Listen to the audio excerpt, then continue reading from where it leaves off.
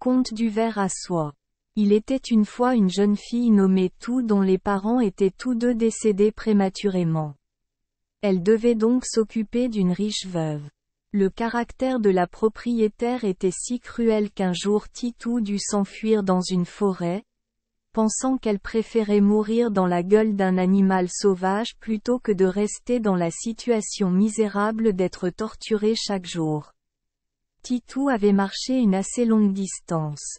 En partie, elle manquait de nourriture et de boissons depuis longtemps et était épuisée. En partie, elle avait traversé la forêt et pataugé dans les ruisseaux, alors elle s'est effondrée et s'est allongée sur un rocher. Le dieu de la montagne comprenait clairement la situation pitoyable de la jeune fille douce et innocente, alors il la surveillait et la protégeait. Quand Titou s'est réveillée, elle a cru qu'elle venait de faire un rêve. Le paysage environnant était complètement différent de celui où elle s'était évanouie. Elle se retrouva allongée dans une grotte recouverte d'une mousse douce comme du velours, au pied d'un ruisseau qui coulait à travers les rochers avec la douceur d'une musique. Devant ses yeux, à portée de main, d'innombrables fruits délicieux et mûrs pendaient aux vignes qui pendaient comme des rideaux recouvrant la porte d'une grotte. Déjà affamée et assoiffée, elle leva la main pour cueillir et dévorer la nourriture délicieuse. Après ce repas frugal, elle se sentit inhabituellement en bonne santé et légère. Le dieu de la montagne apparut sous la forme d'un vieil homme aux cheveux et à la barbe blanc, tenant un bâton de bambou à la main, marchant vers elle. En voyant le gentil vieil homme, Madame Tou s'inclina respectueusement. Le vieil homme parut surpris et lui demanda d'où elle venait et comment elle s'était perdue seule dans les montagnes et les forêts désertes. Titou a sincèrement tout raconté sur sa vie misérable. Le vieil homme secoua pitoyablement la tête pour elle et lui conseilla. « Tu as raison de te cacher comme ça. Vous pouvez simplement rester ici, peut-être serez-vous plus en paix, je prendrai soin de vous. Cher monsieur, vous êtes mon bienfaiteur, s'il vous plaît, dites-moi où vous êtes. Toute cette forêt de montagne est ma maison. Point. Il gagnait sa vie en coupant du bois, alors il était ici et là. Ne vous inquiétez pas, parfois le vieil homme vient vous rendre visite. Si vous avez besoin de moi pour quoi que ce soit, allez simplement sur cette falaise et appelez « Monsieur Thieu », et il viendra tout de suite. Le lendemain matin, le vieil homme est revenu et a donné à Miss Tou un nouveau paquet de vêtements pour remplacer ses vieux vêtements en lambeaux. Vêtements. Dès lors, Titou mène une vie paisible et libre, sans se soucier du lendemain, sans se soucier du passé. Peu à peu, les oiseaux et les animaux de la forêt ont appris à la connaître et ont apporté chaque jour des fruits sucrés et étranges à utiliser comme nourriture. En vivant ainsi, la beauté de tout devenait de plus en plus radieuse comme une fleur de forêt luxuriante. À cette époque, dans le monde supérieur il y avait un Dieu passionné de plaisir, et après avoir transformé le ciel en un lieu de débauche, lassé des plaisirs de ciel, Dieu est descendu sur terre. Grâce à la magie surnaturelle, le Dieu se transforme en toutes sortes de formes pour séduire les femmes et les filles par leur beauté. De la classe supérieure au peuple, Dieu apparaît partout, tantôt comme un jeune mandarin beau et talentueux, tantôt comme un jeune homme beau, élégant et amoureux, pour attirer de nombreuses beautés dans son cycle de luxure. Aucune femme ou fille remarquée ne peut éviter le charme de Dieu pour éviter de tomber dans la passion. J'étais fatigué des plaisirs de la haute société luxueuse. Un jour, je partais chercher le plaisir à la campagne. À travers une forêt déserte, sans âme en vue, je rencontrai par hasard une fille de la forêt verte qui jouait avec des oiseaux et des animaux. Après un moment d'étourdissement devant la beauté de Titou, Son désir s'enflamma. Le dieu marcha à travers les feuilles et s'approcha pour attraper la beauté. Un oiseau gazouilla bruyamment. La jeune fille et les animaux s'enfuirent rapidement devant l'étranger. Le dieu fit de son mieux pour le chasser. Titou, habitué à vivre dans la nature, devint inhabituellement agile, courant comme le vent. Le dieu utilisa alors la magie pour la suivre. Alors que le dieu était sur le point de le capturer, le grand cerf est venu et s'est agenouillé pour que tout puisse grimper sur son dos et échapper aux mains du dieu. Le cerf a été amené à la grotte, et tout avait tellement peur qu'elle n'a pas osé le faire. Ressortez. Elle escalada la falaise, l'appela 3 fois, vieil homme, et vit apparaître le vieil homme. Le vieil homme l'a averti de faire attention et lui a donné un bracelet de jade. En le portant, elle pourrait être invisible à tout moment. Grâce à cela, elle évita la traque du dieu qui voulait l'usurper. Voyant que sa poursuite était infructueuse et perdant la tête face à une fille des montagnes, le dieu se mit en colère et jura de la capturer jusqu'à ce qu'il le puisse. Grâce à une magie surnaturelle, le dieu étendit un grand filet avec des fils très petits et solides entourant toute la forêt. La jeune fille n'a pas fait attention et s'est retrouvée prise dans le filet. Heureusement, un éléphant blanc a utilisé ses défenses pour la percer et la sauver à nouveau. Elle a appelé le vieil homme.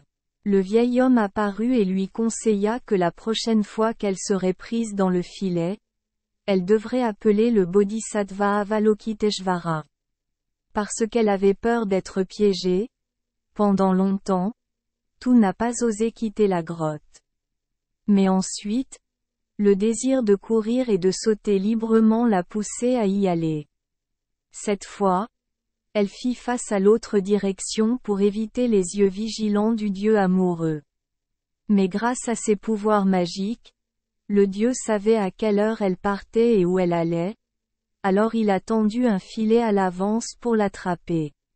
Se souvenant des conseils du vieil homme, elle appela le nom du Bodhisattva Avalokiteshvara et, miraculeusement, tous les fils du filet furent raccourcis à la taille d'une cacahuète. Alors qu'elle ouvrait la bouche pour appeler une seconde fois, le fruit du dragon suivit son souffle et l'aspira dans son ventre. Voyant ses pouvoirs magiques lui être enlevés par une fille, la fierté de l'ange fut grandement attisée par les mortels, car le dieu se mit en colère et pensait à un moyen de se venger.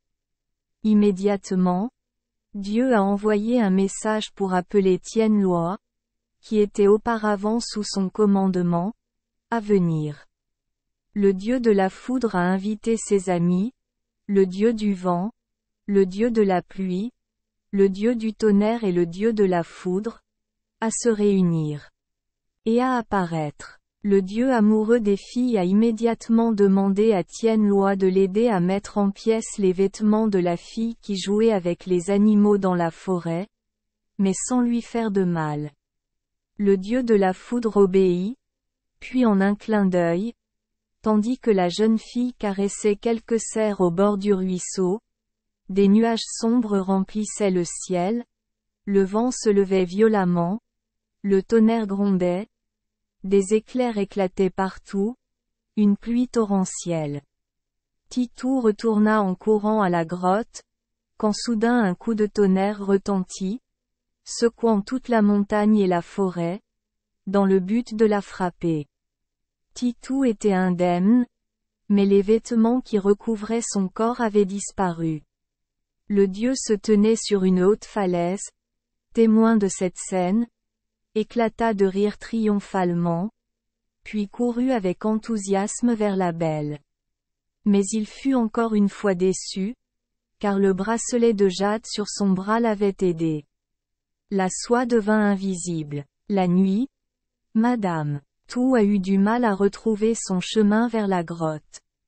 Elle était timide avec tout le monde autour d'elle, comme si tout avait des yeux qui la regardaient avec curiosité. Nue, Elle n'osait pas appeler à l'aide le vieil homme ou les animaux sauvages qu'elle connaissait. Elle se retira au fond de la grotte, frissonnant de froid. Le filet magique avait avalé son estomac, la faisant se sentir mal à l'aise et la faisant vomir, formant un tas de fils doux et durables.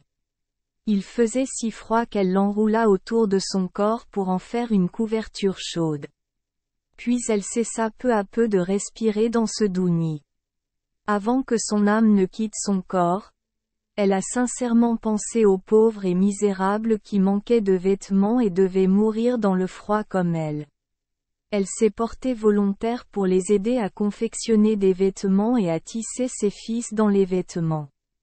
C'est pourquoi elle est morte et s'est transformée en ver à soie.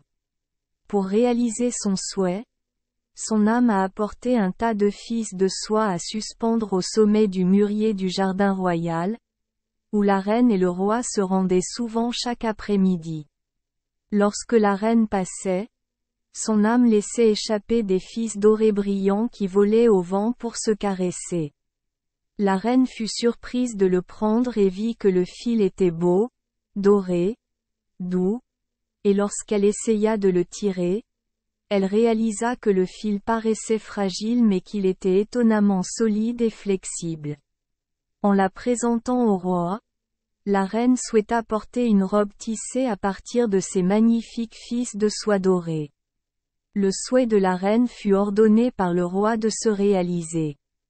Tous les fils de soie dorée du jardin royal furent collectés, de nombreux tisserands talentueux du pays furent convoqués au palais, et bientôt, un morceau de soie dorée extrêmement doux, durable et radieux se dressa devant les yeux du roi.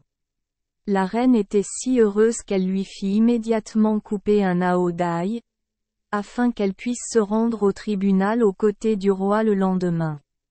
Toute la cour était émerveillée par la beauté de la nouvelle chemise, qui rehaussait grandement la beauté de celle qui la portait.